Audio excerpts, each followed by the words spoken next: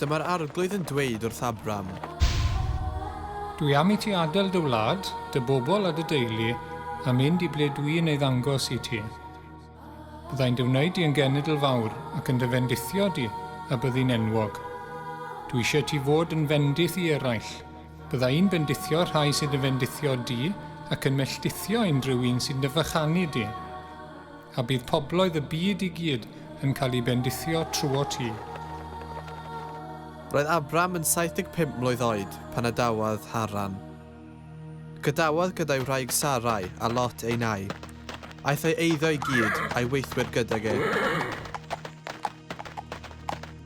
Pan gyrhaeddon nhw wlad Canan, dyma Abram yn teithio drwy'r wlad nes cyrraedd Derwen More, oedd yn lle addoli yn Sychem. Y Cananeaid oedd yn byw yn y wlad y bryd hynny. Dyma'r arglwydd yn ymddangos I Abram a dweud. Dwi'n mynd I roi'r wlad yma I dy ddisgynyddion di. A cododd Abram allor i'r arglwydd yno.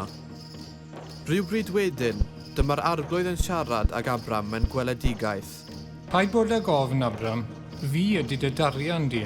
Byddi'n derbyn gwobr fawr. Ond meddai Abram. O feistr, arglwydd. Beth ydy'r pwynt os byddai'n marw heb cael mab? Does gen I ddim plant. A phan fyddai'n marw, Eliezer o Ddamascus fydd yn cael popeth sydd gen I. Bydd Caethwas, sydd wedi bod gyda mi ers iddo gael ei eni, yn etifeddu'r cwbl. Ond dyma'r arglwydd yn ei ateb. Na, dy fab naturiol di dy hun fydd yn etifeddu dy eiddo di. A dyma'r arglwydd yn mynd ag Abram allan a dweud wrtho. Edrych I fyny'r awyr. Tria gyfri faint o ser sydd yna. Fel yna fydd dy ddisgynyddion di, yn gwbl amhosib i'w cyfri. Credodd Abram yr arglwydd a chafodd ei dderbyn I berthynas iawn gydag e.